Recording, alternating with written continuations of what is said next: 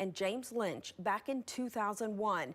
Earlier this month, the Pardon and Parole Board recommended clemency. The governor's office says it is reviewing the case and the recommendation.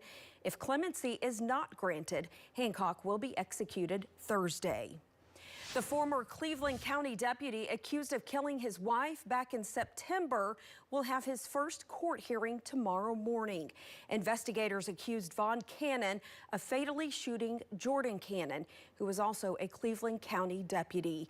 He has since been charged with first-degree murder. The preliminary hearing begins at 9, and we will be following that. Outside of the legislative session, state lawmakers are still at work studying different topics before they create new bills. Now that's done through interim studies, which just wrapped up. Our Capitol reporter Haley Wager talks with lawmakers about these studies. From February to May, lawmakers across the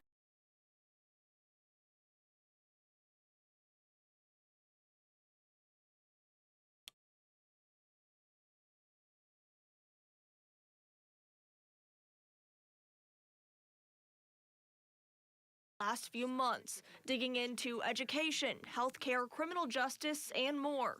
Was an opportunity to look at some complex subjects, dive deep into them, and get close to the right answers so that we can produce legislation that'll be positive for the state. Senate Majority Floor Leader Greg McCourtney explains lawmakers will bring in experts on the subjects and hear feedback from constituents. It's also a great opportunity for legislators to use their platform to elevate their constituents' voices. This past session, I held an interim study on the ballot initiative process, ways in which to strengthen that process and also protect the integrity.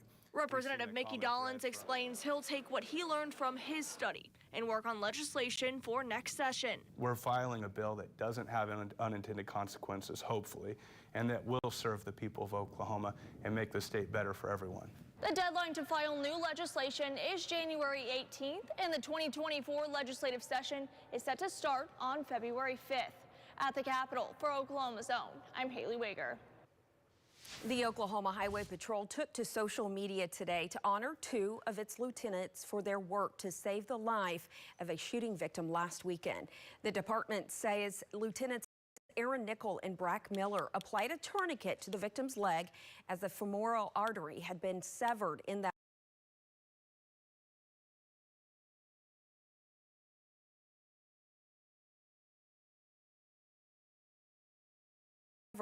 incident. This took place at the Royal Oaks Village in southwest Oklahoma City. Paramedics said the tourniquet was vital to helping the victim survive the incident. Football ran late, so we're tardy on the blitz start time, but don't dare miss what we've got for you. Reaction to OU's offensive coordinator taking a head job in the SEC. Break down the Sooners, but more importantly, those Big 12 championship game Cowboys. And those clear skies here tonight will set the stage for another cold one. Look at the weather headlines. Temperatures fall down to the teens and 20s, but sunny and mild weather for the work week as we're talking about our next chance of rain and storms by Thursday. And is any Arctic air lurking behind it? Details coming up. But first, a look at Will Rogers Airport as the busiest travel day of the year comes to a close. That story after the break. As your only locally owned news station, News 9 goes where Oklahomans are. 3rd and 19. Ball at the Eagles' 28-yard line. Single back. Number 0 picks up about 2, and that brings up 4th down. Allen brought down the ball carrier before the markers. There was some gain there, but not enough for the first. That's his second tackle so far. Number 10 return. lines up to punt after the 3 and out. Number 10 takes the snap and punts it away. Number 1 fair catches it at the 33. The Redskins had their last drive stall out at the end. We'll keep momentum throughout this one, which starts at their 34-yard line. Gibson gets the ball and heads out right, tackled at the 42. It looks like, yeah, we've had an injury down on the field. As soon as we hear anything, we'll be sure to pass the information along to you. My leg, man. My leg. You're gonna make it. You're gonna make it. That's all right. That's all right. I got you. Come on. Almost there. Second and 2. Ball to Redskins, 42-yard line. Switch, black 85. Switch, black 85.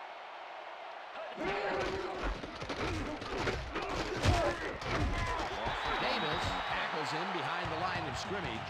Davis was a one-man wrecking crew back there. He powered into the backfield and made the tackle. The Eagles want to talk it over, and they take their first timeout.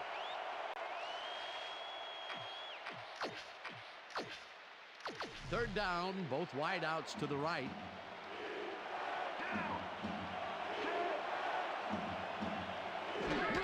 Gibson carries it for a third time in a row and converts the third down. Number 4 made a great block on that play to help out the ball carrier. That's what you call a team player. Nice play, and they will convert on third. Great execution, Dan. They did everything. 46-yard line. Dragged down at the 47. Howell tried to make something happen back there, but nothing doing. Second and 9. Ball to Redskins, 47-yard line. Watch for the run here. Good time to try it. No good. Incomplete.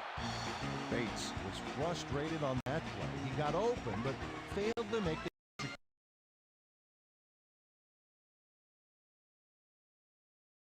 here at the southern border, along with $1 could get you aggressive. Okay. Weather update partner of the Oklahoma City Thunder. See you there. The number of travelers peaked again today as people came home from the holiday. Howell throws a heater.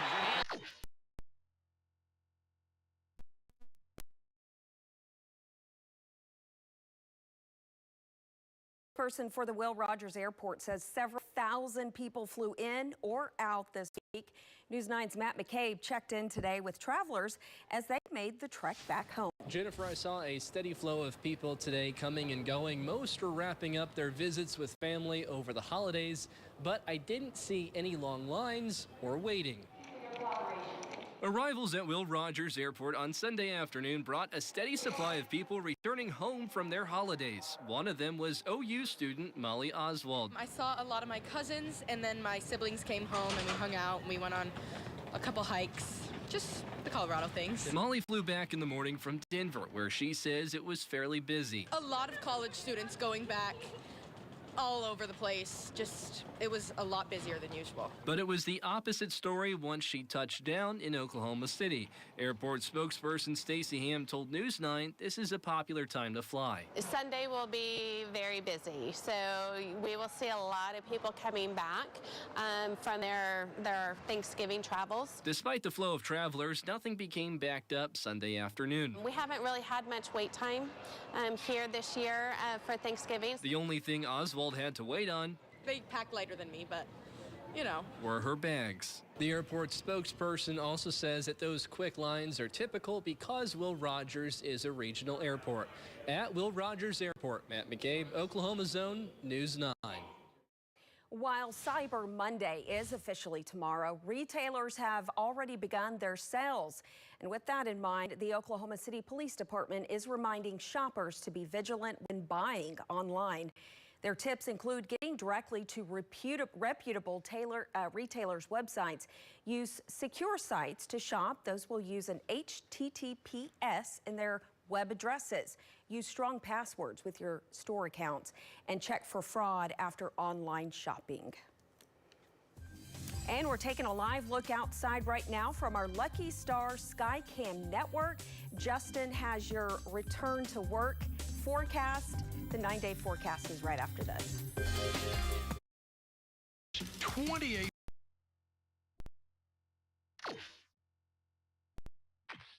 It's tipped. Incomplete. Fourth down coming up. Number 6 lines up for the punt. Number 6 gets the ball and punts it away. Watkins fields the punt at the 12. Tackled hard at the 18. Watkins got swarmed by the kicking team before he got very far. That nice punt pretty much goes unanswered. The Eagles stalled early last drive, and we'll have to wait and see what happens here. They'll start at their own 18-yard line. Finally dropped at the 31. Number 1 does a little last-minute razzle-dazzle here, and he gets some yards. First down, just a single receiver on the field.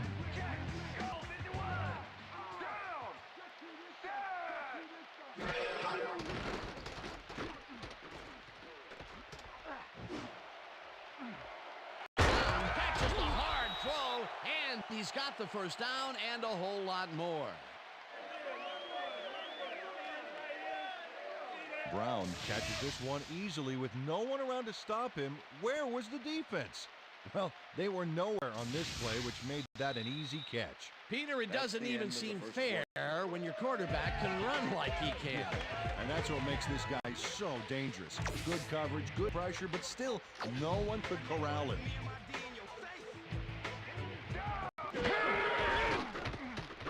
Number 0 carries it past scrimmage and rambles for about 5. Number 32 had to leave the field earlier in the game, and now Susie Kalber has a report. Susie? Thanks, Dan. I got a quick word with the trainers, and they said that he's suffering from upper leg cramps. They're finishing a quick massage of the area, and it looks like he should be ready to come back in soon. Guys, back to you. Thanks. Hudson keeps his man from getting to the line. Let's watch. Pow! Oh, that's gotta hurt. That's his second tackle so far.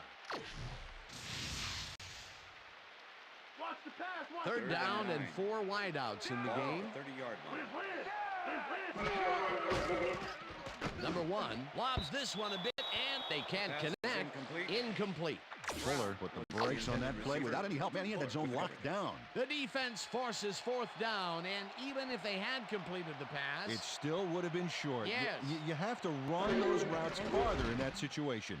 Elliott boots it from 47 yards out, and they take the lead.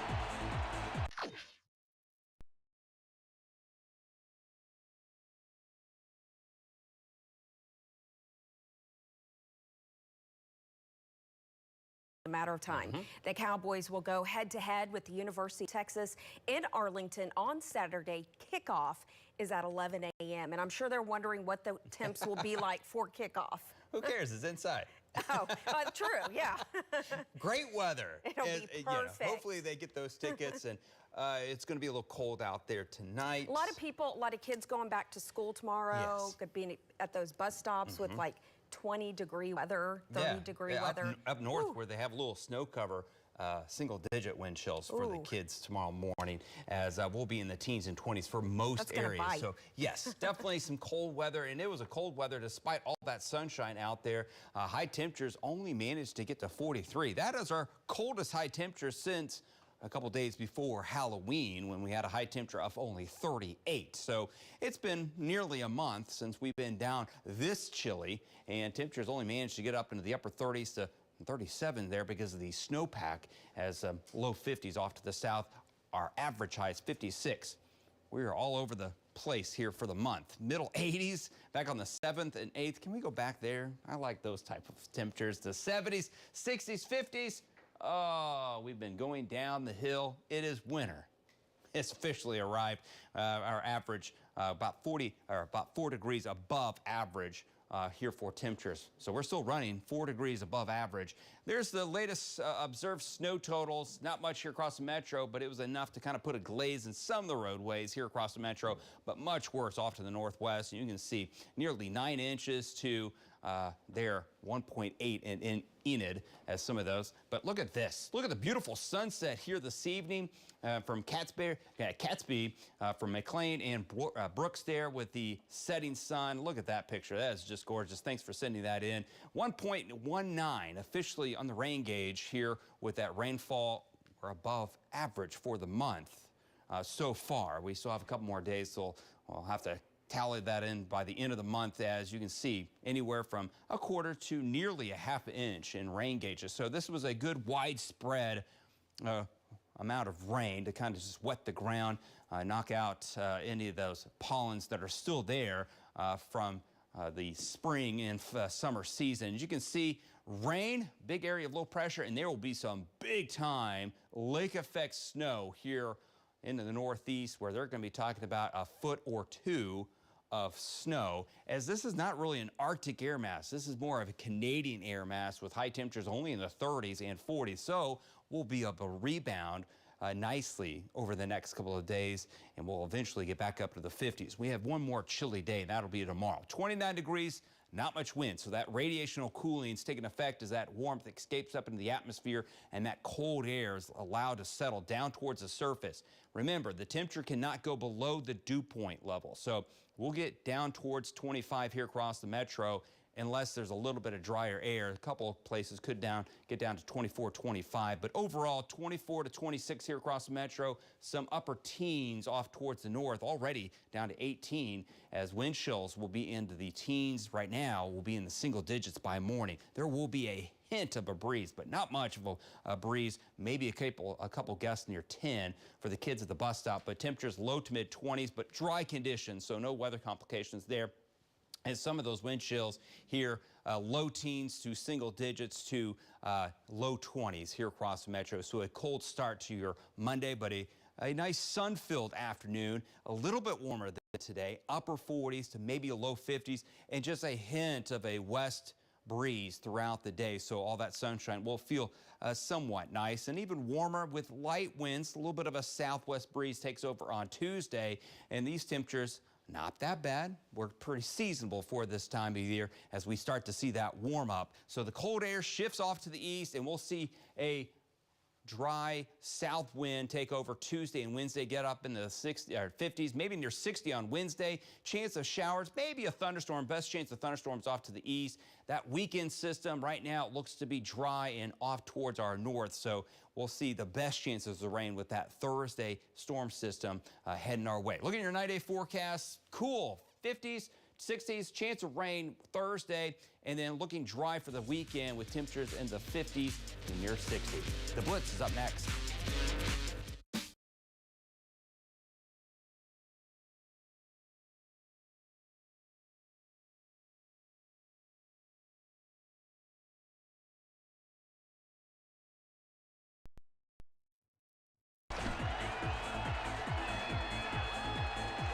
Elliott really gets the whole ball here, and he needed it. Watch. That's a powerful kick for 3 points, my friend. When he needs to, he can boot that thing.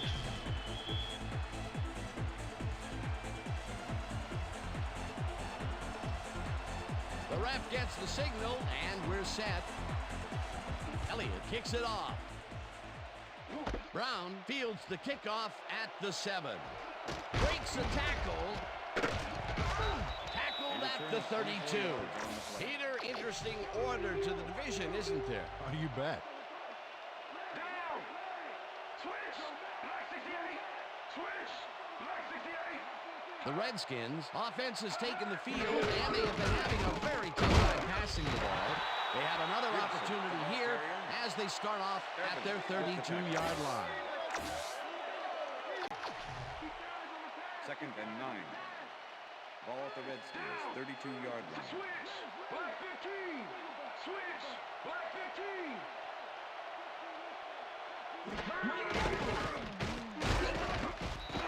Davis gets the sack way back. Davis gets the sack deep in the pocket. That's going to be a sizable loss. Watch this. Oh, yeah. That's going to push him back, way back. Great defensive play. They read that play the whole way, and they force a 3rd and very, very long. Monstrous D the past few downs for these guys. Number 17 catches the bullet out left, and 30, 20, 10, touchdown. Redskins.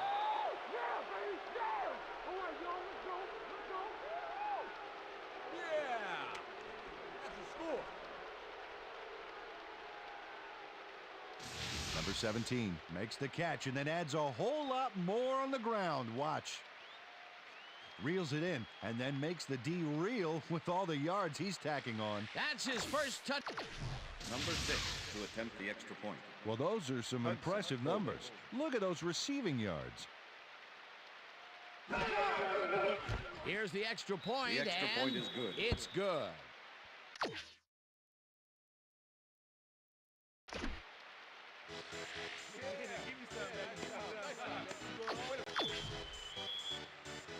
The ref gets the signal, and we're set. Number 6 kicks this one away. Watkins catches it back at the 3. Tackled at the 25. Watkins received that nice kick and a nice little run back after the catch. Good job. The Eagles offense takes the field, and they will start out at their own 25-yard line. Number 1 throws a lob right sideline, and it is not reeled in. Incomplete. Second down, 2 receivers to the left.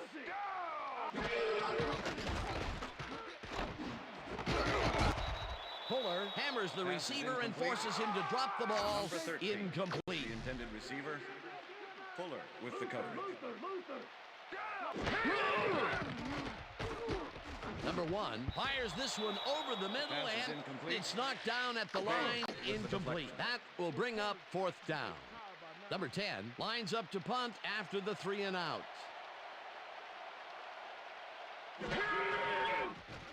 Number 10 gets the snap and punts it away. Number 1 catches it at the 48. Brought down at the 48. Number 1 didn't get very far running that ball back, but on the bright side, the kick was pretty lackluster, so his offense gets pretty good field position anyway. The Redskins start this one on the center logo at their 48-yard line. Howell throws this on a rope, and the reception's made at the 37. Touchdown, and Redskins. touchdown.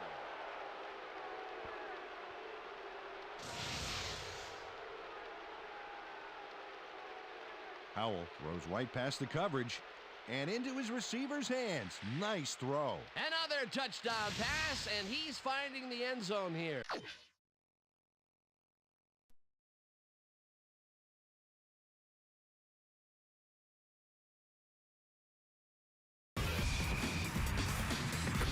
This is the Oklahoma Ford Sports Blitz. When things didn't look so good in Stillwater Saturday in the skies or the score on the scoreboard, a light shined in our broadcast booth. Kim and Richard Williams, the parents of our own Chris Williams, paid a visit at halftime. They're wonderful people. And despite being cold and wet from the rain in the first half, Kim smiled and offered optimism, very simply saying there's a lot of time left and they could come back. Kim and Richard, it was a pleasure meeting you, and you were right. Hello, everyone, and welcome to the Blitz. We will get to OSU's win over BYU, earning it a game against Texas Saturday for the Big 12 title. But first, we've got some breaking news out of Norman. After 2 years as OU's offensive coordinator, Jeff Lebby has accepted the head coaching job at Mississippi State. Lebby signs a 5-year deal and rejoins former OU assistant AD Zach Selman, per Pete Thamel. Selman brings in the former OU grad and player after 2 seasons as the OC for head coach Brent Venables. Lebby has 2 years experience at Ole Miss as an offensive coordinator in the SEC. Well, so Brent Venables got to hire him a new OC, and possibly, I'm not sure, maybe 1 or 2 assistants, we don't know yet, but who could join Lebby. You know, it's kind of crazy. You go from having the vocal minority calling for Lebby's head, think about it, to now SEC millionaire. His offenses set records, recruits and players liked the likable Lebby, and then the controversy related to Art Briles, all this mess, and the fact that both quarterbacks are close to Lebby, Gabriel and Jackson Arnold. Dusty, reportedly the Bulldog fans are very, very happy. They should be happy. They got a great coach, and I'm happy for Jeff. I've known Jeff for over 20 years now. And look, when he came to Oklahoma, this was a plan, that he'd have some good years here and he'd go on to become a head coach. So he's been waiting for this. Him and Zach Selman have a great relationship. They've got a common vision. They got resources and realistic expectations at Mississippi State. So wish Jeff and their future nothing but the best. But let's be honest, like, the focus now is, what is Oklahoma going to do? I think it's 1 of 2 guys. I think it's going to be in-house. I think it's Joe John Finley. I think it's going to be Seth Luttrell. And I think the one that isn't at Oklahoma as the offensive coordinator will be at Mississippi State with Jeff Lebby. I think that's how this is going to work out. We'll see how quickly this thing moves. I think it'll go pretty fast, but I think that you're going to see some continuity, hire from within the staff, keep a lot of the same pieces, and I think it's going to be Seth Luttrell, the former Oklahoma Sooner, who's also been a coordinator at Arizona, at North Carolina, at Indiana, and a head coach. Joe John Finley doesn't have the experience calling plays, but he is more than capable and ready if that's what Coach Venables decides. It would be a big jump for Joe John Finley. Yeah. Not saying, I mean, everybody has to start somewhere, That's right. but that would be huge.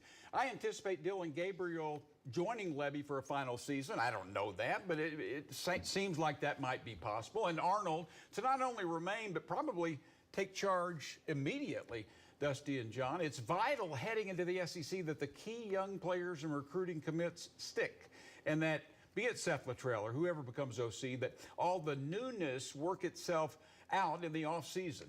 SEC experience would help, and a philosophy to maximize Arnold, and not a big overhaul would be good. The hire is a huge assignment for a defensive-minded second-year head coach. All I know about this with Levy is in Starkville, he will not need more cowbell. All right, we'll step aside briefly, but when we come back, we'll break down important regular season finales for OSU, OU, and Tulsa. Absolutely, Dano. So far, he's got 158 yards and 2 touchdowns. Hudson holding. Here's the point after, The extra point and is good. it's good.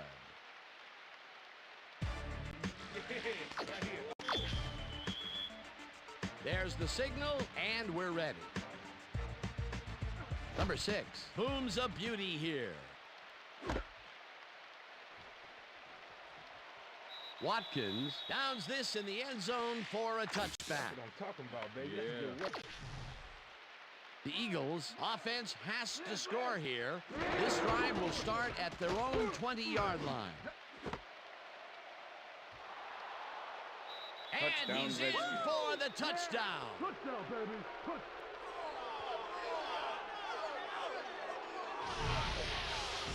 Number 90 intercepts the ball close to the end zone, so you know he's going for it. And he gets it. What a huge play for the defense as they put points on the board. He'll get the touchdown, and he does it in style. Beautiful play.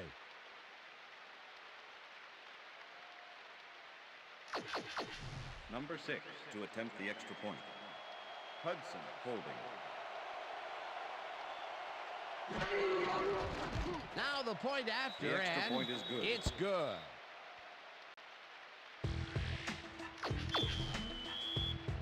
There's the signal, and we're ready. Number 6 kicks it off.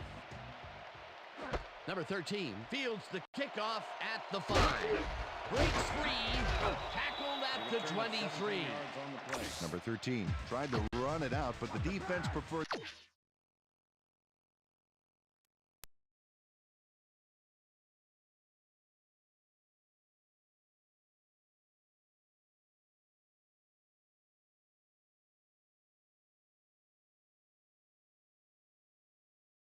Every year, it will keep the Thunder in OKC through 2050. Tonight, yes, you can be a part of the Blitz. You're one text or social media post away. All you have to do is tweet us using the hashtag OKBlitz or follow us on Facebook, News 9 Sports or News on 6 Sports. And later on, to vote on Play the Percentages, text Dean or John to 79640. All right, let's break down the final weekend of the regular season. We start in Stillwater. The task was clear for the Cowboys. Win and you play for a Big 12 title against Texas. It was anything but easy. A rally from 18 down to beat BYU 40-34 in double overtime. The first half was miserable. No, it was worse. It was just like the weather for the most part. Second straight game, Alan Bowman threw a pick 6. Miscommunication with the receiver, Jaden Bray, negating all the early momentum. And BYU was taking chances and making them pay off, catching the Cowboys on this fake punt on the way to that 24-6 halftime advantage. OSU vacating the middle of the field on that play. The Cowboys were a different team in the second half, specifically Kendall Daniels in the defense. Daniels playing with speed and physicality. The quick 3-and-out allowing the offense to get going early in the third. 4 of BYU's first 6 possessions in the second half were 3-and-outs. Receiver Rashad Owens backed up his locker room speech at halftime with results on the field. He and Leon Johnson, who had 9 catches for 132, keeping BYU's defense from loading the box as much to stop Ollie Gordon. At crunch time, OSU delivered key plays again. The 4th and 2 pass here to Jaden Nixon. He's not very big, but his physicality to get first down was huge. That somewhat methodical drive ending with Ollie Gordon's 15-yard score to put OSU in front. 11 plays, 80 yards, 4.5 minutes. blocked extra point with 53 seconds left, allowing the Cougars to force OT with a field goal. And then finally, the response in both overtimes, answering BYU's go-ahead with 2 Gordon TD runs. The vision and athleticism here, and look out, Brennan Presley. And let's give credit to Trey Rucker's playmaking ability. The interception last week to flip the game in Houston, and then the game-ending forced fumble, or interception, whatever it was, in recovery on Saturday. Afterward, Mike Gundy on what he shared with his team in the locker room. Just think where we were at the end of September.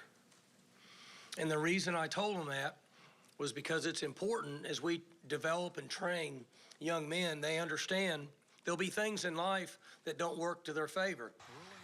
And it's amazing what a group of young men and a team can accomplish if they're willing to ignore the outside circumstances, go to work and grind. Just put your head down and grind. Mike's winning experience and calm demeanor were mandatory. I think they were huge. Report card time. Offense is a B, 503 total yards, 2 turnovers. Ollie Gordon, 166, and that Barry Sanders record-tying 5 rushing touchdowns. Defense, B, held the Cougars to 10 points and only 124 yards in the second half and overtime. Special teams is a C-. They allowed the fake punt, the block extra point. Those were almost too costly. And overall, it's an A- because they didn't panic. They made corrections and earned a trip to Arlington, even though it wasn't pretty, Dusty. It was incredible, man. Resiliency, adjustments, the ability to weather the storm. Emblematic of this entire season was what we saw on Saturday night in Stillwater from this Oklahoma State Cowboys. And look, it was downright ugly in the first of this ball game. As John touched on and documented, here's the opening touchdown for BYU. They had it going offensively. They clearly had it going defensively with a pick 6. And this was a big stop that they had, set up a short field that ultimately they score a touchdown after they get this 4th down stop. And it was all BYU, but coming out of second half, it was all Oklahoma State. I thought this opening possession set the tone of the entire second half of this game. They had juice, they had energy. You touched on Kendall Daniels. It was also Nicholas Martin flying around and having that energy. And after they get that stop, they march right down and they punch it in. One of 5 touchdowns for the great Ollie Gordon. And speaking of great, he wasn't great all night. Downright, Alan Bowman was bad at times. But this final go-ahead drive, he was 5 of 6 and made plays when he absolutely had to. Again, emblematic of who this Cowboys team is. Just find a way when you have to. That's what Alan Bowman did in the clutch on Saturday night. And Ollie Gordon, how about this run to cap off this football game? Making guys miss, going up and over through defenders. It doesn't matter. I'm going to show you the Trey Rucker takeaway one more time, because that's what this was. There's giveaways and takeaways, and this was a takeaway by Trey Rucker. Just wanted it more and refused to lose and rip that football out. Nothing has been given to this Cowboys team. They've taken everything that they've gotten this year, and now they're going to play for a Big 12 title. It's Playmakers when it had to happen. Incredible. You know, Incredible season for the Cowboys. They just did it, yeah. All right, the Sooners do what the Sooners do. Rack up a lot of points early, 45-16 mid-third, and then hang on with a second-half defensive performance the head coach called an abomination. Overall, the bounce-back 10-2 season, 8 points from being undefeated and heading to Arlington for a Texas rematch is commendable. Dylan Gabriel was great, running for this touchdown and a first-play deep ball to Nick Anderson, and then the play-action go route that hit emerging star Jaden Gibson in stride. It was a big day for Dylan Gabriel. Was it his last at Oklahoma? We'll see. The offensive line, without the healthy and available potential first-round pick Tyler Guyton, was good, running lanes for the now established backup present and future Gavin Sawchuk. Most of the day, Gabriel had all day to browse the secondary and find receivers. Billy Bowman, a guy I felt would become a college superstar when he was in junior high school, not junior high school, but junior in high school down in Denton. That would have been something. Yeah, he did it again. 3rd pick six, 6th interception overall. A staggering 19 Oskies as a team for the season, 2nd nationally, most for OU in 24 years. But overall, the defense continued to not come up with a killer instinct good defenses possess. Open running lanes, some getting whipped, some missed tackles, some bad pass defense. Hard to believe, but the defense that shined against Texas fell all the way to 80th in total defense. But for now,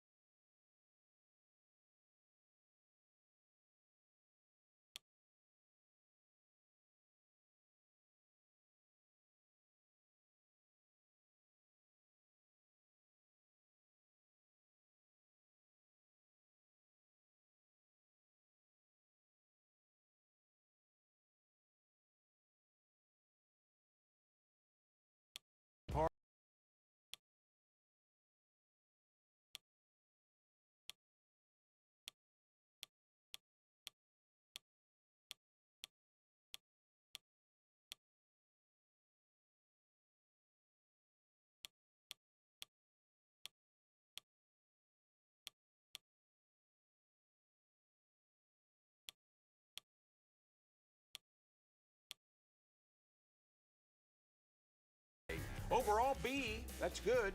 Showed some warts, but not awful. But credit stopping the fake. Lucky he missed open throws that made this one go down to the wire. Specials, B-, another fumble punt, awful. But credit stopping the fake punt and a perfect kicking day. Overall, B, that's good. Showed some warts, but won a must-win game to keep champ game possible for OSU's win, of course. No doubt, Dean. And look, everybody kind of wondered early game, how would Oklahoma respond? And Dillon Gabriel, what was his status going to be? Well, he was healthy and he was good to go. And this offense, man, did it come out firing on all cylinders. They scored touchdowns on 6 of their first 7 drives. They had 3 pass plays of 50-plus yards. Dillon Gabriel was on point. Jaden Gibson, about time we continue to see him make big plays. And how about the speed here of Brennan Thompson getting over the top of the defense? DG was locked in from the onset. There was no doubt about that. Who wasn't? The defense, like you touched on, Dean. How about this gaping hole right down Main Street? Amani Bailey takes it to the house. Poor run fits and poor tackling on the day. And how about this 4th and 10, Savion Williams? He's a good wide receiver, but you got to get him on the ground. You can't give up plays like that. Too much of that in the second half. I thought the play of the game here, 4th and 1, 2-score game, backed up on your own 34. Brent Venables, even after a timeout, says we're going for it. Love the play call and picking it up. And how about Drake Stoops? A touchdown. Just felt like he had to get one on senior day, his 10th of the season. He had 12 catches in this game. What a season for Mr. Steve Stoops, and you touched on it. Billy Bowman. 3rd pick 6 of the season. I think the real question now, will the talented safety be back in Norman next season? We can all cross our fingers and hope so, but man, really one of the best safeties we saw in all of college football. And I got to tell you, the Sooners wish and feel like they should be in Arlington, but it's 10 wins. 10-win regular seasons do not grow on trees. From where they were a year ago to where they sit right now, I thought it was a massive jump in the right direction. You could tell this program is headed in the right direction under Brent Venables. I had them 9-3. 10-2, they did be one better. Yep. Kevin Wilson's first season as TU's head coach started with a bit of promise, but thanks to a lack of stability at quarterback and other issues, the Golden Hurricane entered Saturday looking to end with a win and to snap a 6-game losing streak. Tulsa finished on the road last night at East Carolina after a costly Pirate fumble. Kirk Francis led the Golden Hurricane 48 yards in 10 plays, enough for this Chase Meyer game-winning field goal. It wasn't the season many hoped for, but it was good to send the seniors out with a win. Kirk played well, surrounding guys did well, had enough run game for Mix. It was a good game. That's a heck of a good defense now. I kept telling my guys, when we came in the second half, 30 more hard minutes with y'all guys, I told them, our guys, I love them, and I play my heart out for them each week, and, I gave them all for them tonight.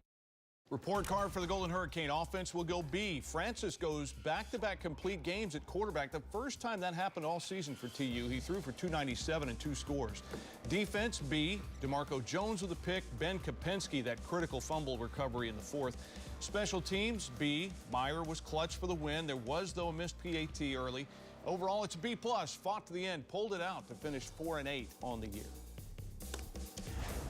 After the break, we'll preview the Big 12 championship game between the Cowboys and the Longhorns. Plus, Dusty will give us his DeVore checklist. Report Card is sponsored by your Oklahoma Ford dealers. Ford is the best in Oklahoma. It's that time of year again, America. So let's light up the season during the Make the Holidays Bright sales event. Choose from a large inventory of... It's time to harvest your riches, only at Lucky Star Casino. Every Saturday in November, one name will be drawn at 11 p.m. He stayed put, and they made their case pretty forcefully there. The Eagles were intercepted last time out. We'll see what happens here. We'll start at their own 23-yard line. Number 1 throws it to the left sideline, and it's tipped. Incomplete. Number 13 couldn't have read that play any better if it was tattooed on the inside of his helmet. That had potential for some yards, Peter, but the defense was on top of it and shut it down. Good denial there. Second down coming up. Payne makes the sack just behind the line.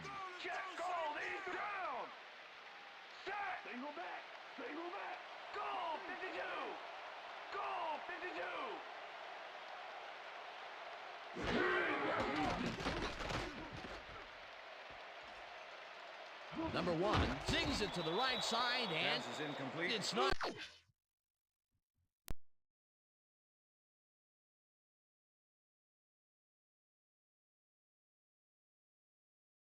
Been playing just outstanding basketball, and this would be a setback because he's a key part of that.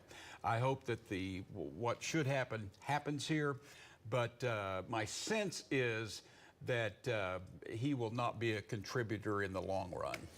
Well, you want something to be done and some resolution to come very quickly, regardless of what it is, and you hope the right things come out the way they're supposed to. NBA looking into it? Yes, yeah, very right. much so.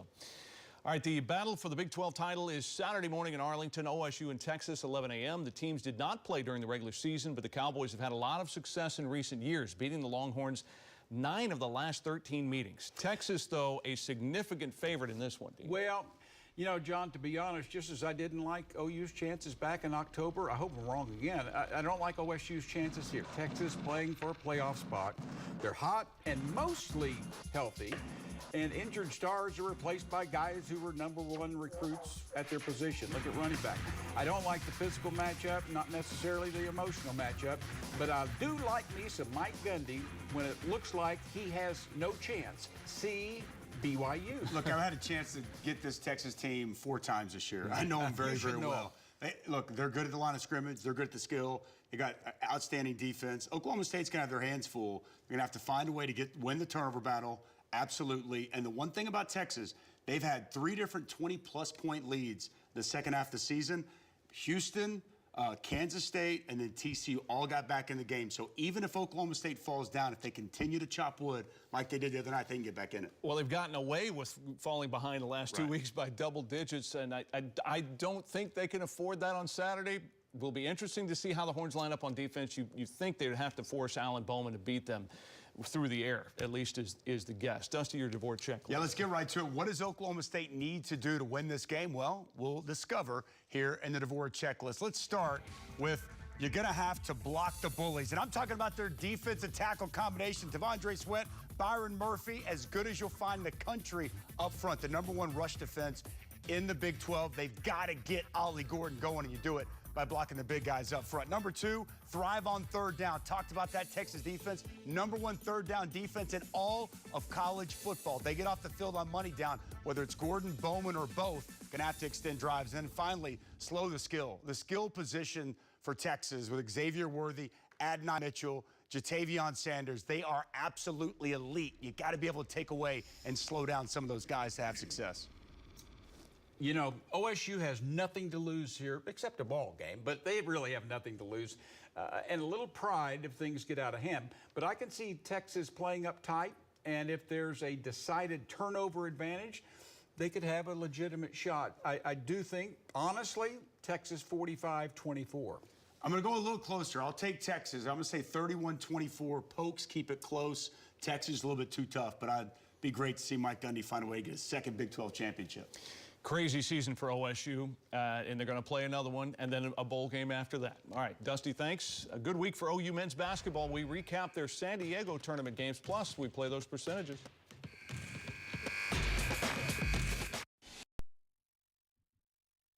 Down at the line, incomplete. That will bring up 4th down.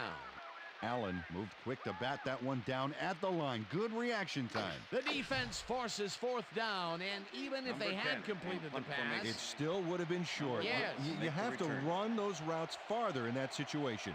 Number 10 gets ready to punt this away.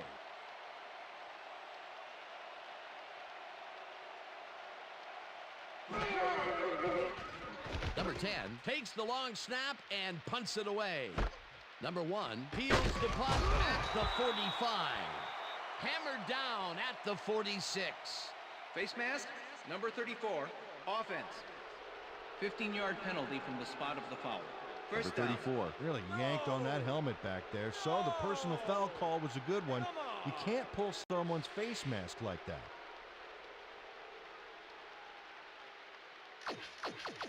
The Redskins have yet another shot at scoring and are in command.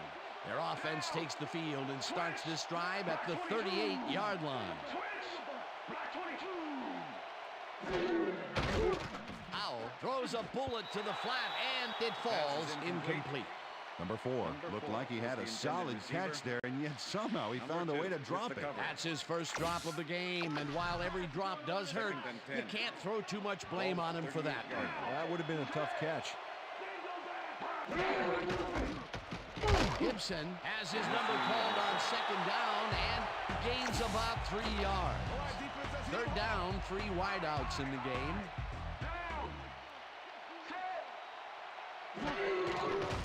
Howell just rifles this one, and this one is incomplete.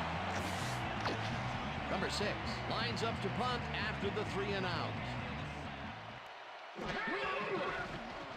Number 6 gets the ball and kicks what will be a short one. Watkins hears the short punt at the 13.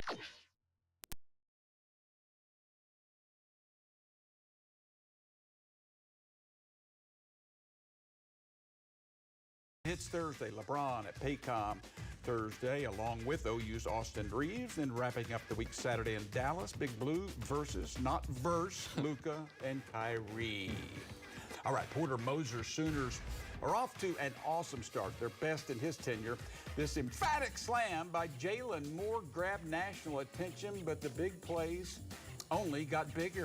In Game 2 of the Rady Children's Invite, Otega Owe cleans up the miss to beat 23rd ranked USC 72-70, a tournament trophy. And a 6-0 start to the season, OU back home to play UAPB on Thursday. Creighton at OSU Thursday, also at 8 p.m.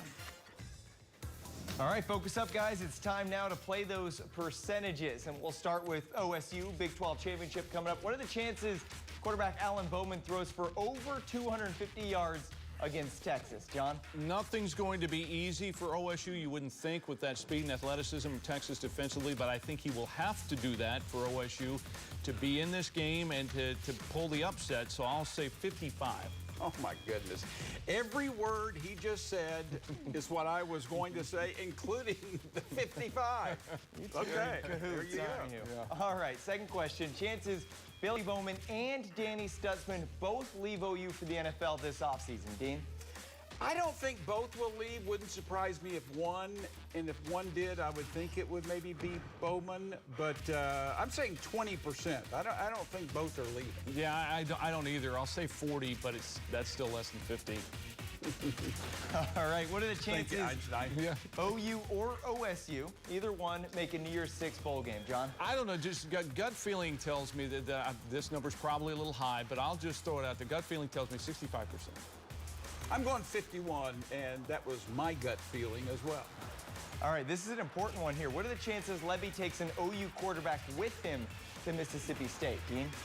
Well, if he takes one, it would be Dylan Gabriel. So the question is, does Dylan Gabriel want to play another year? And would he want to leave OU? I don't think he's going to mess around and stay at OU with who's behind him there. So I'm going 60%.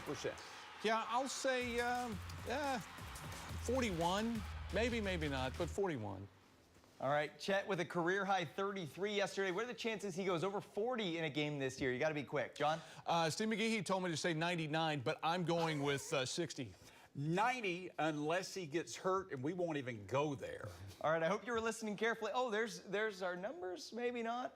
Hopefully you listen. Text Dean or John to 79640, and we'll have a winner coming right up. You're simply the best.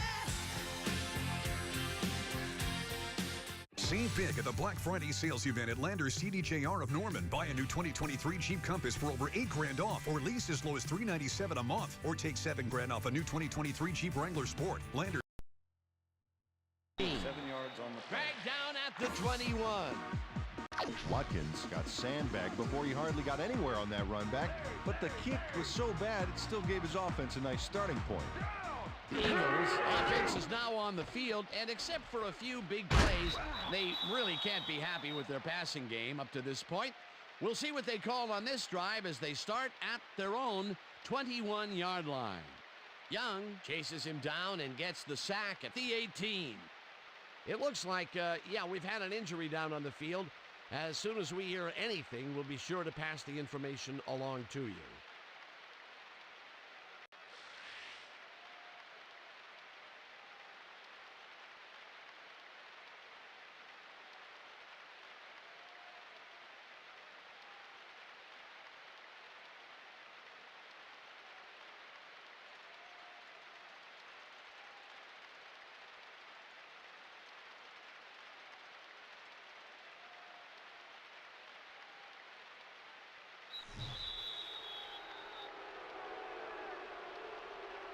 Delay of game, offense.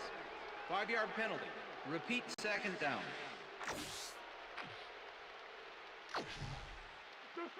Second and 17. Ball at the Eagles, 13-yard line. Number 25 hunts him down and gets the sack way back at the 8.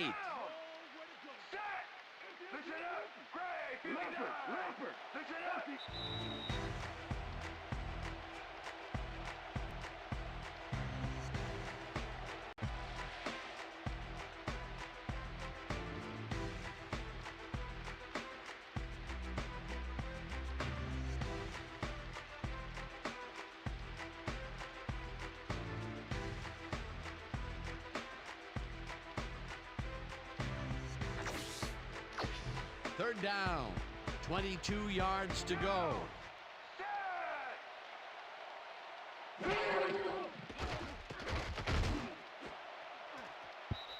Davis tipped.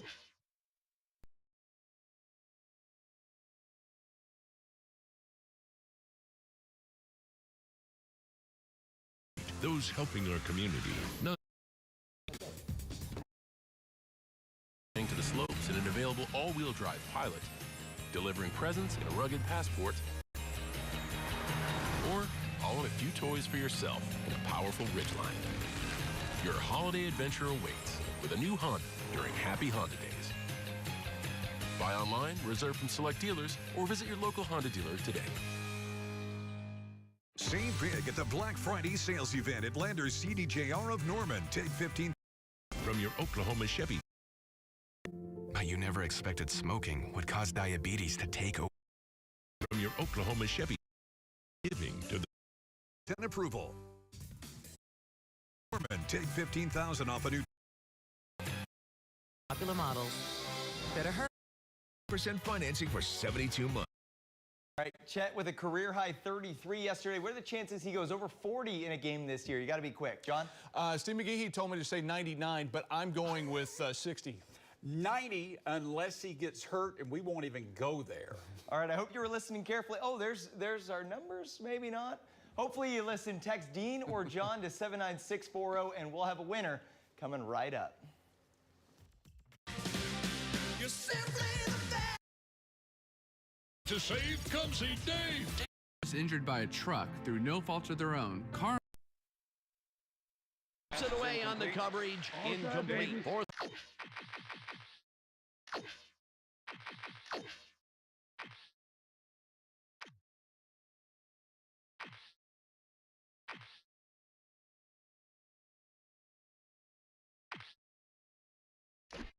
down coming up. Davis came in and got a hand on that football and left no chance for a reception there. The defense prevents them from closing the gap and forces the incompletion. Nothing doing on that play, Peter. Well, they were just trying to get some yards out of it, not necessarily the first. And now they face a fourth down. Number 1 fields it at the 39. Stopped at the 36. Number 1 fielded the ball, and although he was dropped pretty quickly, that terrible kick gives him some good field position. The Redskins come out on the field, and they're looking to extend their lead before halftime. They'll start at the 36-yard line. Gibson takes it for his 11th carry and rambles for about 5. Number 1 was shaken up earlier, and I hear Susie Culver has a report for us. Susie? Thanks, Dan. The trainers have just informed me that he suffered a bruised hip in that last collision. He's working it out on the sideline here, and it looks like he should be ready to come back in soon. Dan? Thanks, Susie. Gibson gets the call again and picks up a couple. Third down, tight end to the left.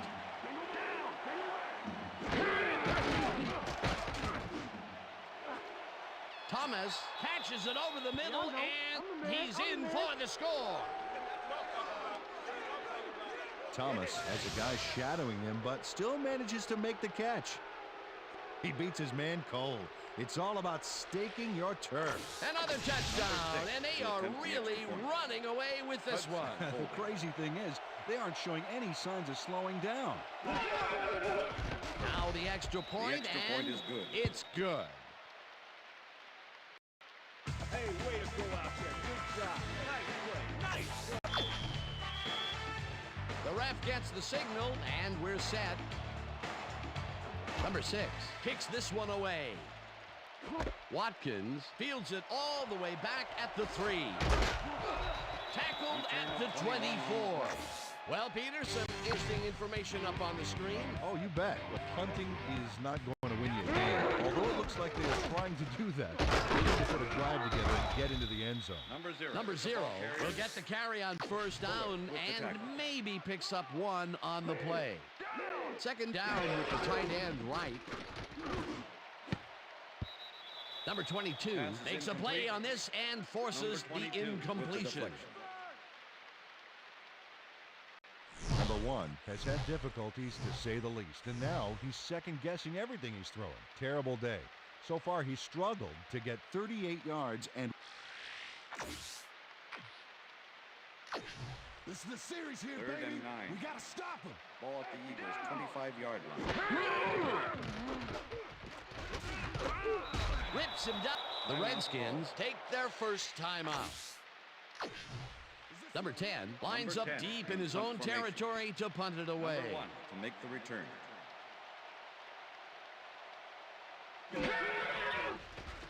Number 10 takes the long snap and punts it away. Number 1 fields the punt at the 45. Stopped at the 49. Number 1 didn't have much room to work with back there. The special team squad made sure he couldn't respond to that really nice punt. The Redskins offense takes the field, and they have good field position again. They will start. The Redskins will take a timeout. That's their second.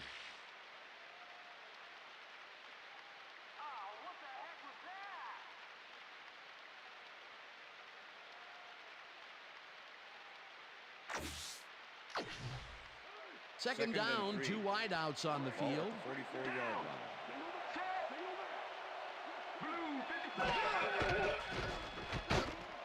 Number 4 grabs the rope right side. The Redskins take a timeout. That's their final one.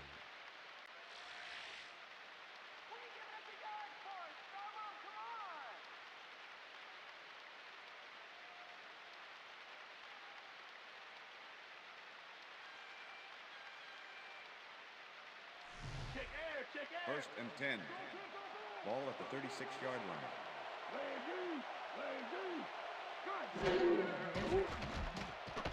Howell fires this one over the middle, and it's caught just barely past the markers for a first. First down from the shotgun. Number 17 makes the catch out to the left, and that will be good for a gain of 8.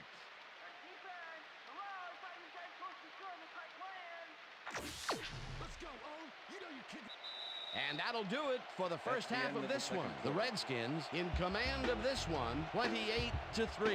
And now let's send you...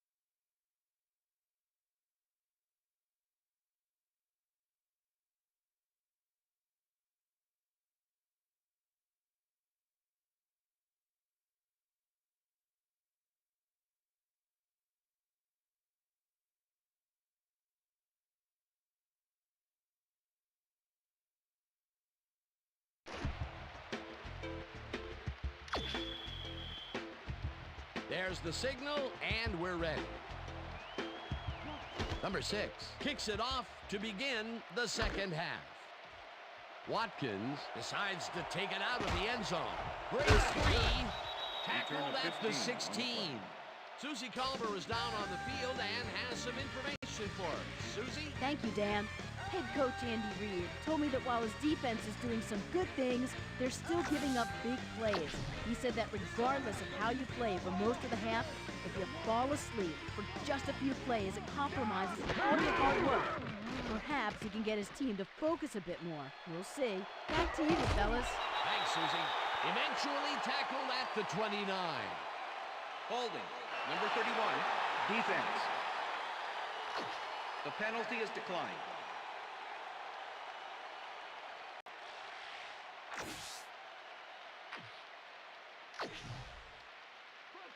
First and 10. Ball at the Eagles, 29 yards.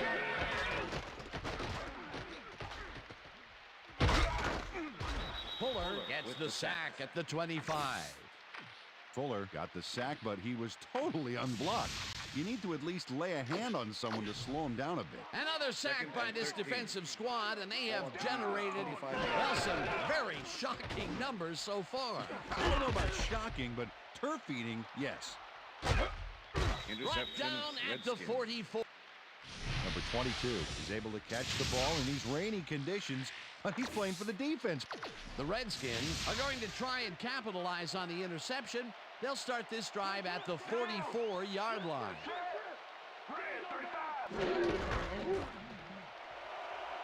Gibson is at the 30, 15. He's in for the touchdown.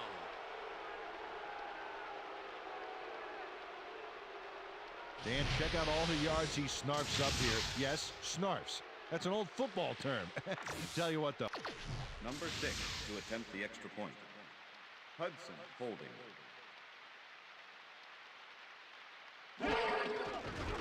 Here's the point after, and it's good. Number 6 kicking off for the ref Redskins. gets the signal, and we're set. Number 6 kicks this one away. Watkins fields the kickoff at the 2. Dragged down at the 28. Watkins received that nice kick and a nice little run back after the catch. Good job. The Eagles are fading fast and are in need of a score. Their offense will start this vital drive at their own 28-yard line. Number 0 gets the handoff and gains about 3 yards. 31-yard line. Brown goes in motion. Young sacks him way back. Young hands the offense a huge loss by getting the sack way in the backfield. Check it out. Oh, yeah, he went right through the O-line and got to his man. Great effort. Peter, he has put the hurt on the quarterback in this contest. You got that right. So far, he's got 3 tackles and 2 sacks. Number 31 tips it away on the coverage. Incomplete. It'll be 4th down. Well, they're going for it on 4th and long, and you got to wonder why they'd risk giving up that type of field position this early, Dan. Number 1 lobs this one way over the middle, and it falls incomplete. They will turn the ball over on down. Receiver, number 22 with the coverage. Number 1 throws this into double coverage, and luckily has it fall incomplete. The Redskins offense takes the field, and can they capitalize on the defensive stop? Well, they'll start this drive at the 20-yard line. 5-yard penalty. Repeat, 1st down. Cox made contact on that one when he shouldn't have. That drew the penalty for encroachment. Ball at the 15.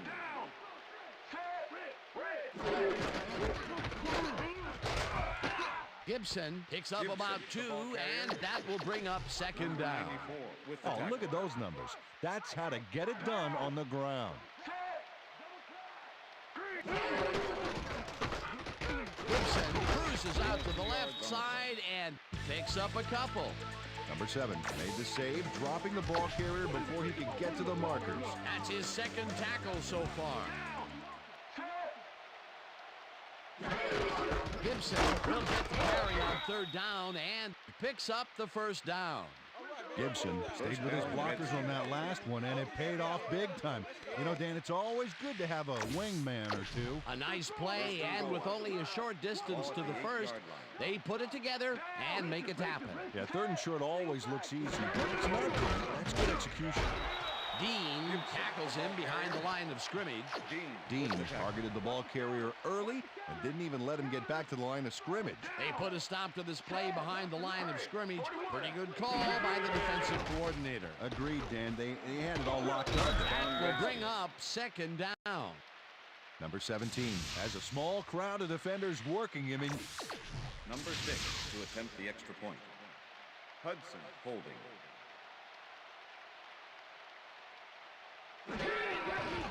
Now the point after, and somehow he misses.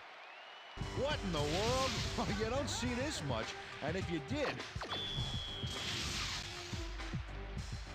There's the signal, and we're ready. Number 6 kicks it off. Watkins catches it back at the 1. Brought down at the 21. Watkins got waylaid by the defense before he was able to put much on the run back. The Eagles were stopped on 4th down last time out. We'll see what happens as they start this. Hudson gets the sack deep in the pocket. That's going to be a sizable loss. Watch this. Oh, yeah, that's going to push him back, way back. Great defensive play. That'll be his 1st sack of the game. 2nd and 17. Ball at the Eagles, 14 yards. Number 90 sacks with the sack. Number 90 hands the offense a huge loss.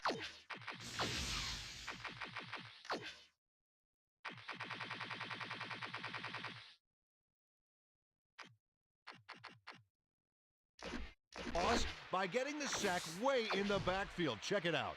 Oh, yeah, he went right through the O-line and got to his man. Great effort. That will be 2 losses in a row. Great reads by the D on the last 2 plays, Dan. Number 31 makes a play on this and forces the incompletion. Pass interference. Number 29, defense. The ball is placed at the spot of the foul. Automatic 1st down. Fuller draws a flag here from some aggressive coverage. You can't be that physical with a receiver and get away with it. Yeah, that's pass interference, all right. Good call.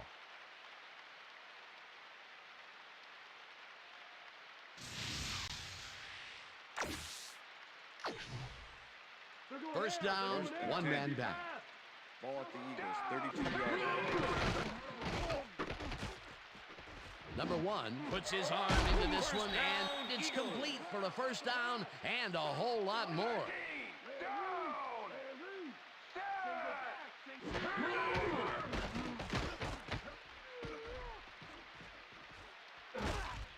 Hudson chases him down.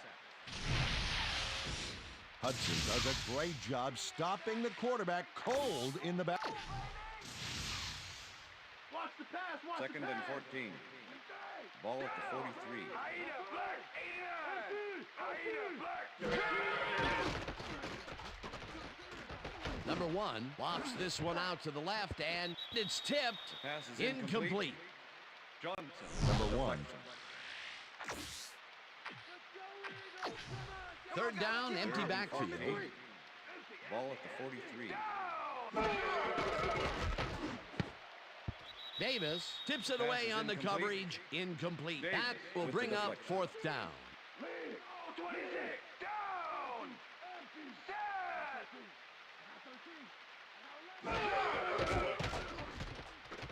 Number 1 throws a beauty to the right side. Pass is incomplete.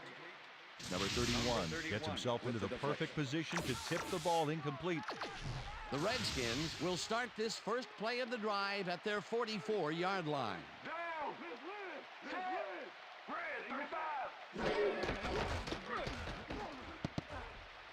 Howell made a throw that was off target there. Incomplete. 5-yard penalty. Repeat first Number down. 76 got hit by the ball. He wasn't expecting it, didn't mean to, but unfortunately he was an ineligible receiver, and that's a penalty. First down, 3 wideouts in the game. Howell throws a bullet to the flat, and it's tipped. Incomplete. Number 34 swatted that one away cleanly. The receiver didn't have a prayer in getting that one. The defense stood up to that play and shuts down what would be a minimal gain anyway. It'll be second down. Number 17 goes in motion. Number 23 catches it in the flat, and he's looking for room.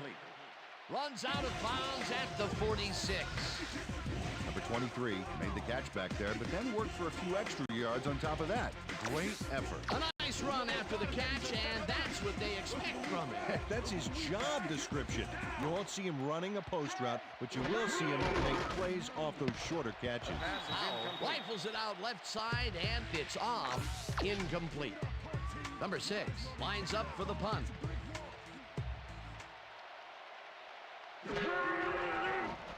Number 6 gets the snap and punts it away.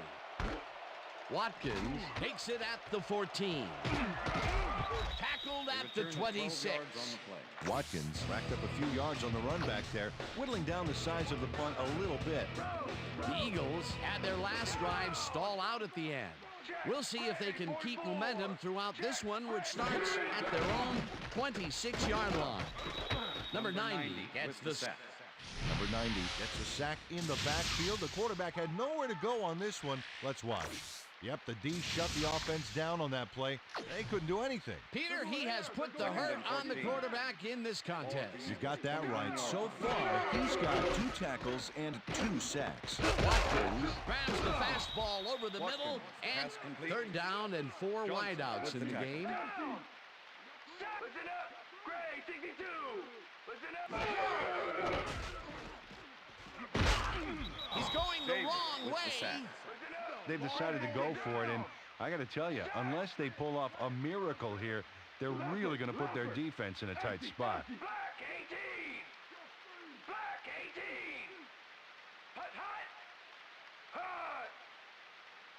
Hut. And that'll do it for the third quarter. The Redskins in command of this one, 41-3.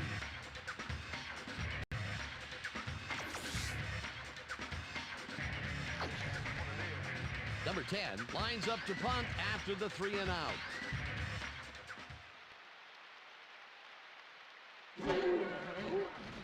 Number 10 gets the snap and punts it away.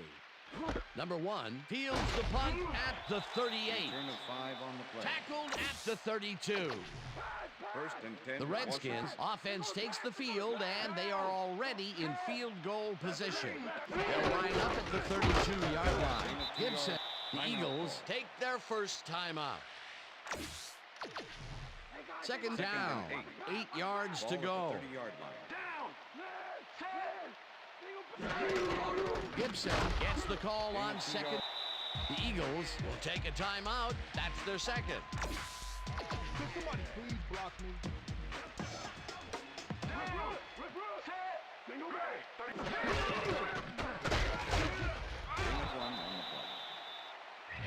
Cox just planted the ball carrier in the turf short of the markers. But the only thing that's going to grow there is the D's morale. That's his third tackle of the game. Fourth down, and the field goal unit is on the field. Number 6 with the 44-yard attempt, and it's no good. Number 6 joints the upright here. Let's watch this again. Well, sure, Dan, it's a little embarrassing, but isn't that what instant replay is all about? A player screws up, and it's our ratings grabber. The Eagles stalled early last drive, and we'll have to wait and see what happens here. They'll start at the 35-yard line. Number 1 dumps this one to the flat, and the reception is made for a pickup of maybe a yard. Number 1 had no trouble zinging that one past the secondary. That was one heck of a throw. Not much there. It'll be second down. Got to take what you can get, Dan, but they were, hoping for more. One man to beat. No one in front of them. Knocked out of bounds at the 26.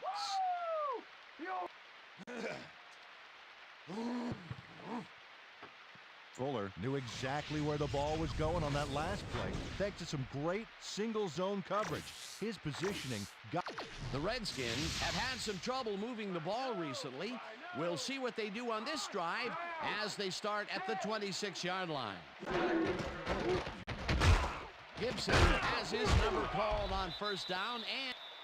This is a great run, Dan. Look at the yards he chews up. Peter, he had a great jump off the line. He was in 5th gear before the defense could even react. Motored for some easy yards. What a run, Peter, and his numbers are adding up. Adding up to one big number. Up to now, he's got 105 yards on 20 carries. Number 17 goes in motion.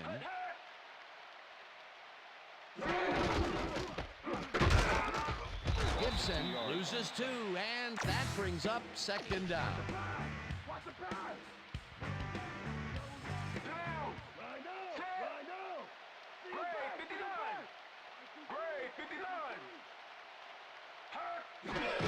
Gibson carries it for a third time in a row and picks up a couple.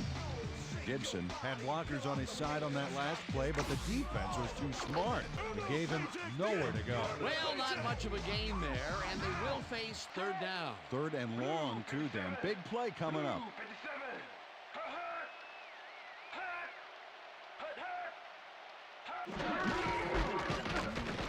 Gibson gets the call on third down and gets taken down well short of the markers. Fourth down coming up. Fourth down, 7 yards to go.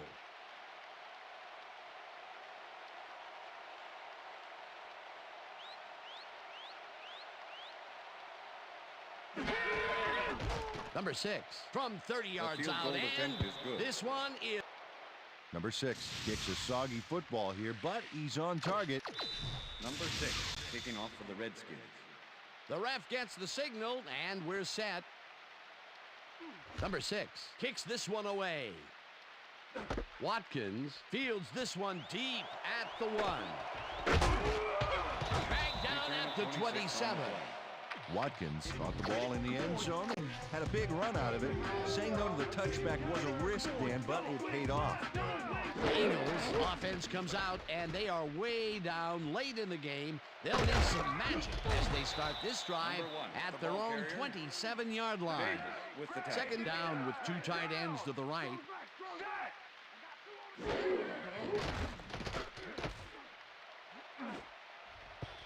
Number 13 makes a play on this and forces the incompletion. Number 1 has been searching for a rhythm out there, and he's come up short, Dan. As you can see by these numbers, he... Let's stand tall. Third and 3. Ball at the Eagles' 33-yard line. Down!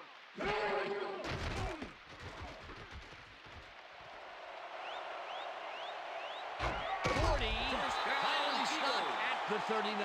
First down.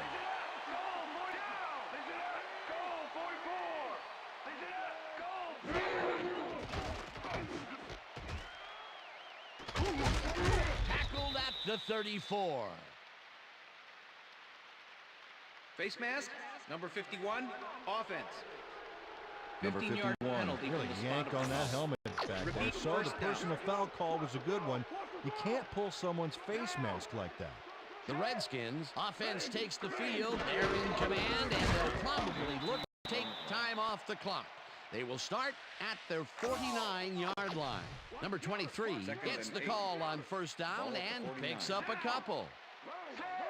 Turner goes in motion.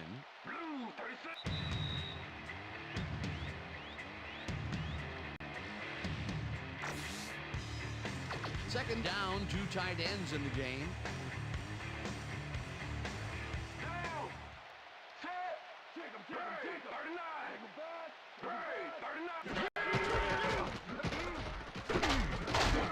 Number 23 picks up a yard on the play, and the clock will continue to run. Number 23 used the blocking, but this stingy defense didn't give up much at all on that last play. Green 15! Green 15!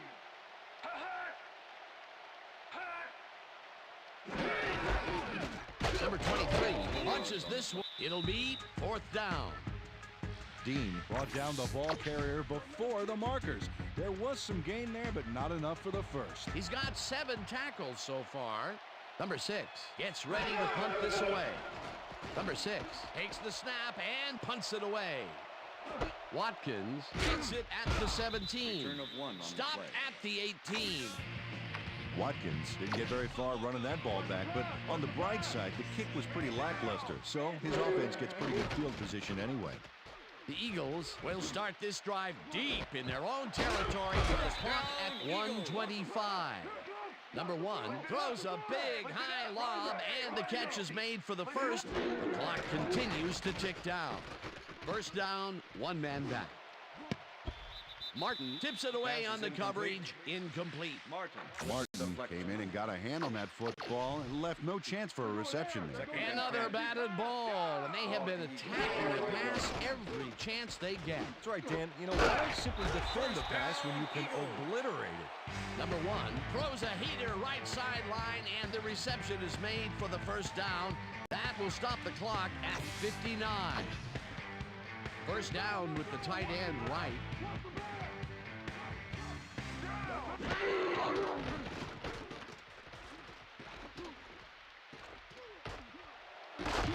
Pushed out at the 35. Martin with the push out of bounds.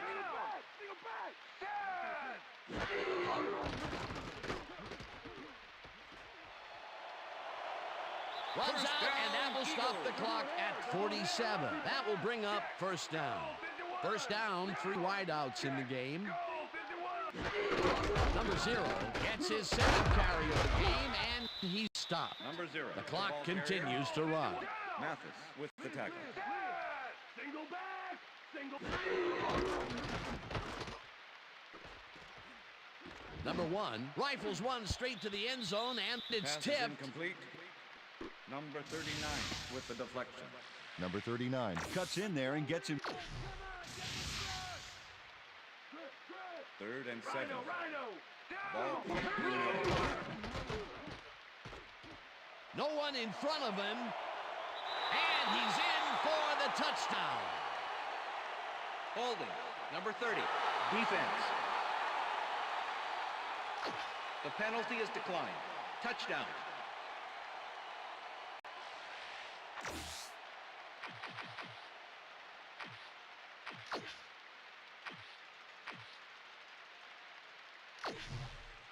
$21. God, stop her! Don't out wing left! Don't out wing left! Leopard! Number 1 ropes this to the end zone, and it's caught for the 2-point conversion. Well, there's more than one way to get a 2-point conversion, and this is the basic good route and the good catch. Nice play.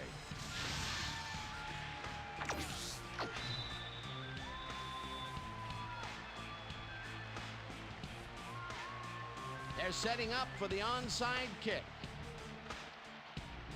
Elliott bounces it up. Number 15 gets it off the bounce at the 44. Tackled at the 43. Number 15 wasn't going to let a miracle happen on this onside. It comes his way, and then Gets his hands around it to put the offense out on the field. Great work by this hands team. A gutsy call, and when you live high stakes, you win big, or you lose big. Well, they lost, and now we'll see how they recover. I love to see that. Look at the touchdown column. Great day so far.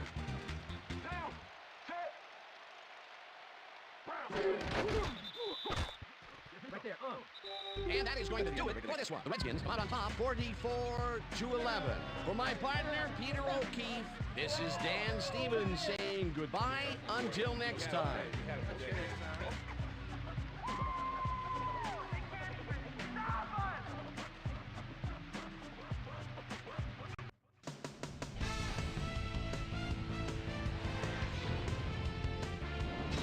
Okay, Dan, thank you very much.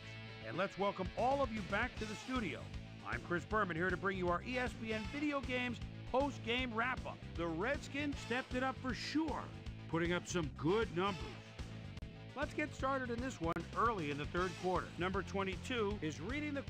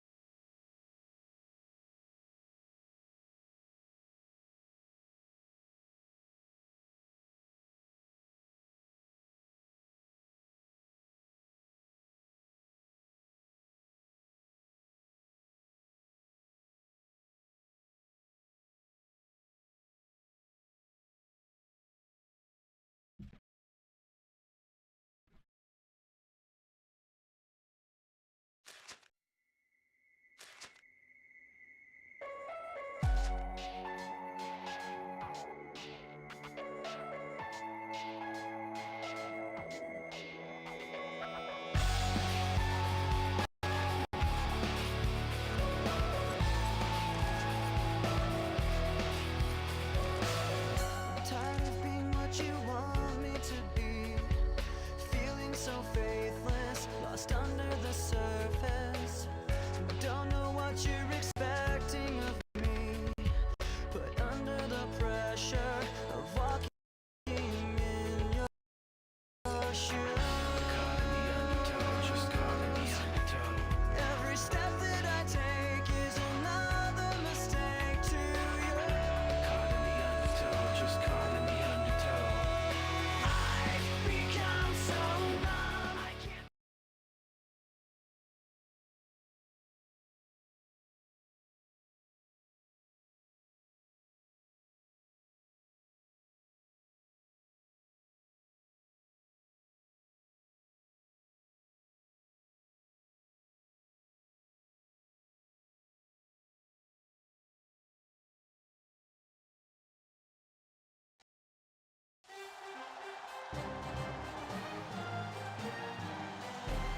Greetings from EA Sports.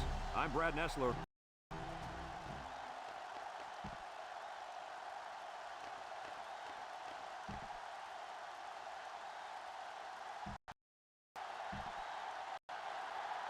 Oklahoma lines up to kick this one off, and we're just about set to get underway. We should have a return on this one. Harrison has it at the 5. At the 30. Good move.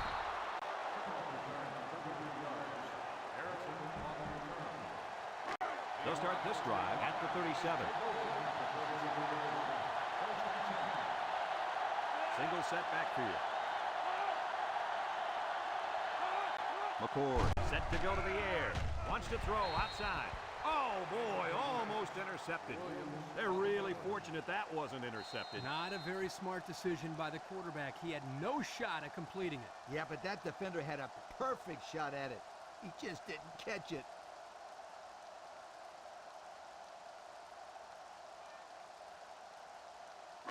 Second and 10. Ball on the 37-yard line. The Buckeyes come out in the ace formation.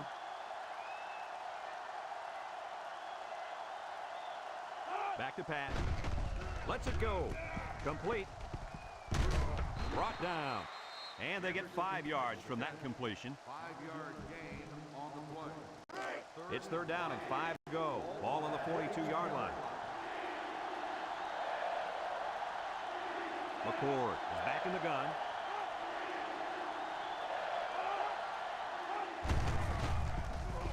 Ball's loose. And who's got it? One of the defensive linemen. And the defense got on it quickly. That was a heck of a play by the big guy. Sure was, Kirk. It's not too often those big linemen get their hands on a football. Boy, is he excited.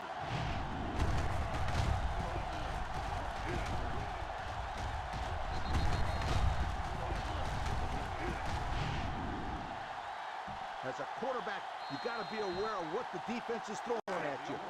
They'll go to work at the 45. First and 10. The defense lines up with 6 DBs. Drops back to pass. Pumps once. Looks. And now he's going to improvise. Simon brings him down. This one might be coming back, folks. Let's check out the penalty. Personal foul. Face mask on the defense. 15 yards. The defense lends them a hand with that penalty. Gosh, giving up penalty yards is so frustrating, isn't it? Everyone should know this one. Now go make it happen. It's first and 10. Ball on the 18-yard line. The defense lines up with 6 DBs. He drops back. Looking. Rolls right. Goes to the end zone. The ball is tipped. That ball should have been picked off. This quarterback had too much faith in his arm that time. Well, that confidence almost led to a change of possession. His man wasn't even close to being open. Number 8 with 3 wide receivers. Back to pass. He's looking. He's rolling right. Throws this one out to the right. And he dropped it. The tailback dropped that ball. And his technique was all off. He's got to do a better job next time.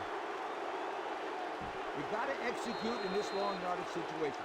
Just take the snap and ring it in there. Third and 10. Ball on the 18. The Sooners come out in the shotgun.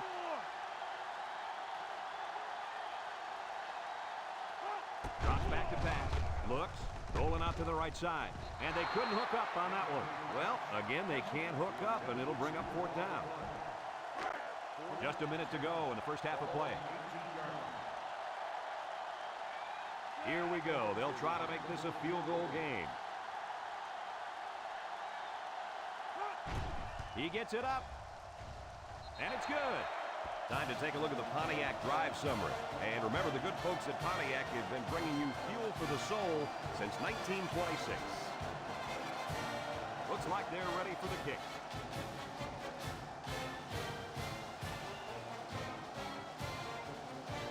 He puts it deep downfield. Harrison fields it in the end zone. I'm sure the defense will be trying to strip the ball once again. And if these kids don't start hanging on to the football, they won't see another offensive series. They might start putting in some of those defensive players that really want to play bad. McCord has 4 receivers lined up here.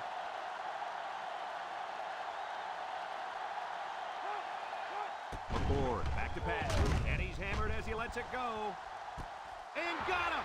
At the 40, at the 30, to the 20.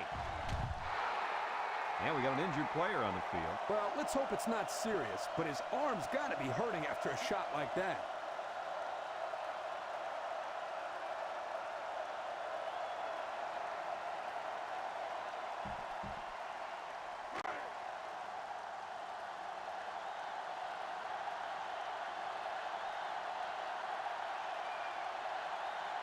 McCord with 4 wide receivers. And snap. Go into the end zone. And he came down with it. What a catch. That was a well-drawn-up play for the wideout. They saw something upstairs. It led to a touchdown. You can thank the play calling there. Very impressive.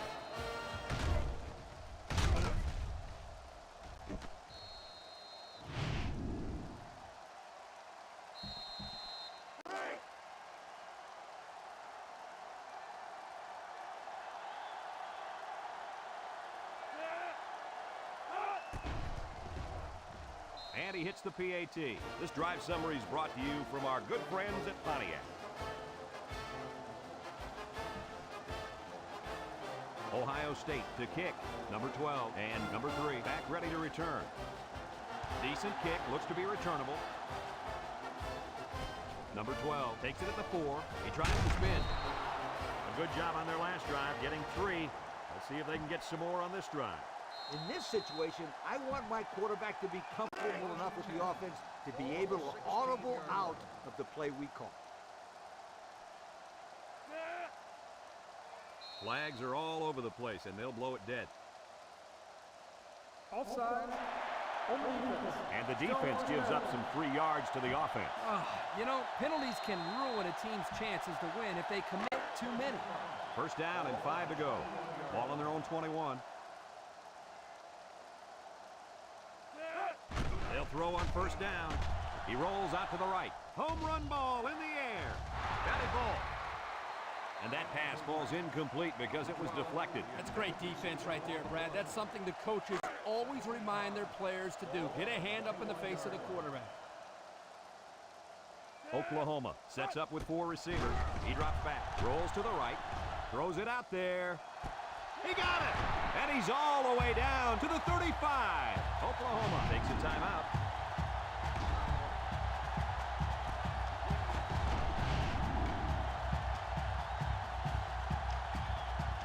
As a player, you got to get out of bounds or get the first down in order to stop the clock. You know, in college football, the clock is stopped when the chains are moved on first down conversion. Number 8 is back in the gun, rolls to the left. Lets it fly. Incomplete. No catch that time, and he is blasted. These wideouts should try to bulk up more because, man, they can get hurt. Second and 10. Ball on the 35. Number 8 lines up with 5 wideouts. Back to pass. He rolls out to the left. He's looking down the middle. And got it complete. Simon with a monster hit. Oklahoma calls a timeout.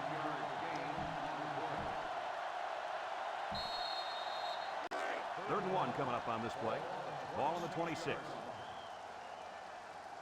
The Sooners have 5 receivers on this play. Rolling out to the left side. Wants to throw outside, and it's incomplete. A hard throw, and it was dropped. He possibly could have taken something off that one, but hey, when you throw that way, your receiver still can make the catch.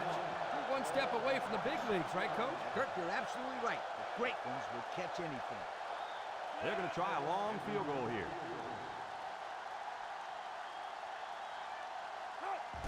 The kick is up. And it's through the upright. And he's got to be happy about that kick. Oh, no question. This kid is just a solid kicker.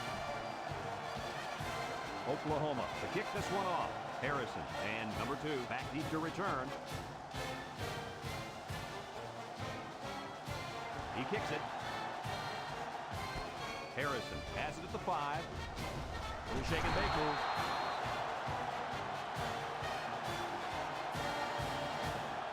Folks, let's pause now as we've reached the end of the first half. Our score at halftime, Ohio State 7, Oklahoma 6.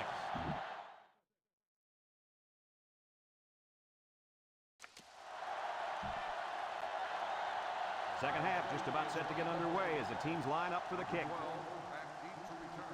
We should have a return on this one. Number 12 has it at the 5. And now a slight break in the action as the offense comes out onto the field for their next possession. Tell your kids that this is where they earn their stripes.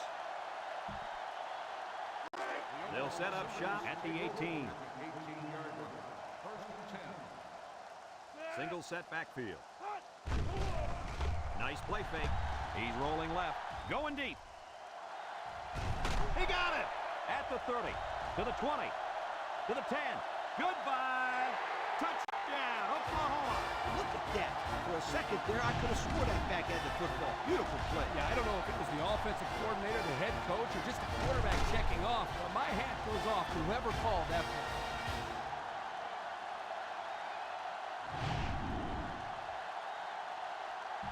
I just let the players go out there and have some fun here.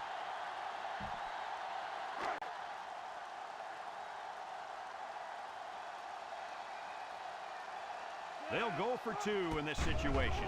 Looking, rolls right. And now he's going to run. And the defense holds.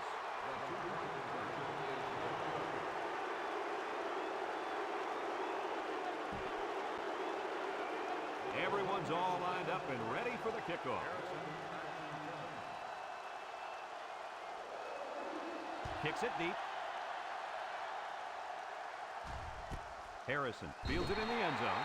So before the offense hits the field, let's take the time to let you know that our game is brought to you by EA Sports. They'll get the ball here at the 25-yard line. The Buckeyes come out in the ace formation. And down he goes. He picks up a yard on the play. 1-yard gain on the play.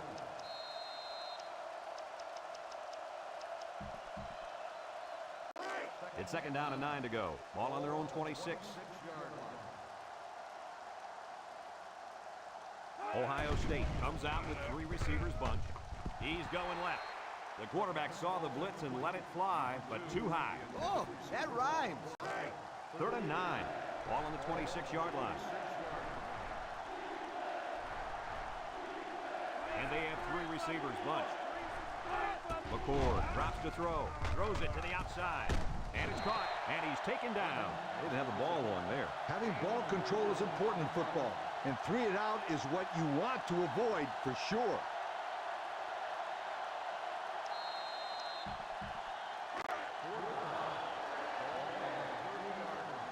Oklahoma takes a timeout.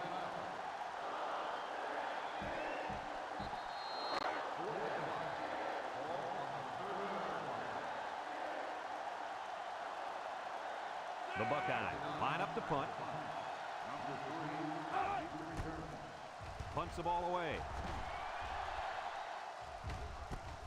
Number 3 fields it at the 30. And now the ball is loose. Number 6 recovers a loose ball. Just a minute remains in this football game.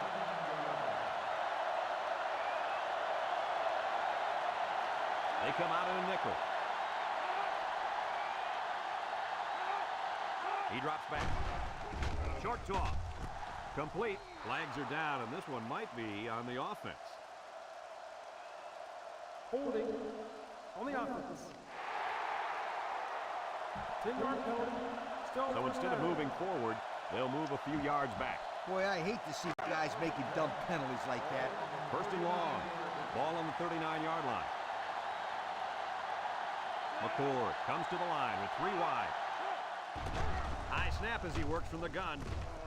With the throw. Ohio State calls a timeout. Second and long coming up here. Ball on the 35.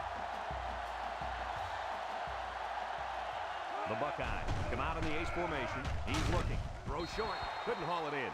He put a little something extra on that throw, and the receiver mishandled it. He needed oven mitts for that one because it was a hot tamale.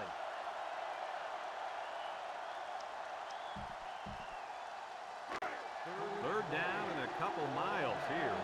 Ball on the 35-yard line. Ohio State comes out in the shotgun.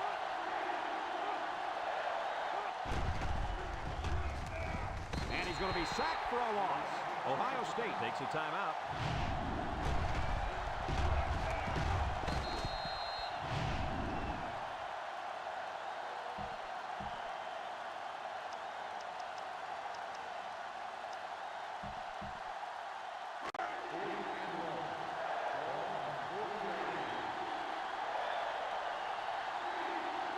Ohio State comes to the line, only one man in the backfield.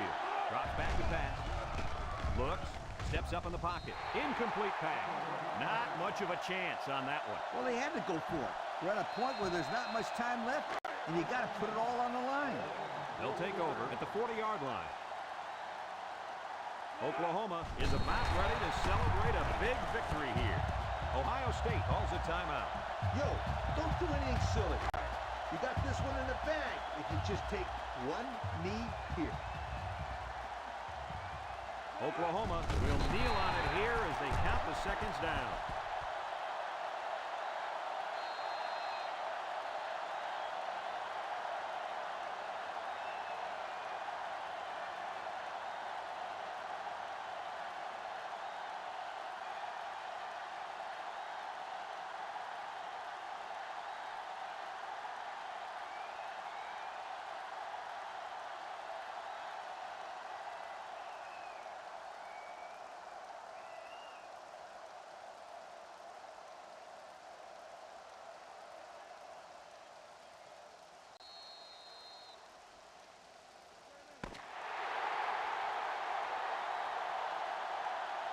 And that's the end of the game. Any final thoughts on this one, Coach? Well, this one had me on the edge of my seat all game long.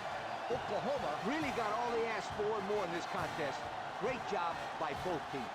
We look forward to calling more games of NCAA football 2006. But until then, our final score in this one, Oklahoma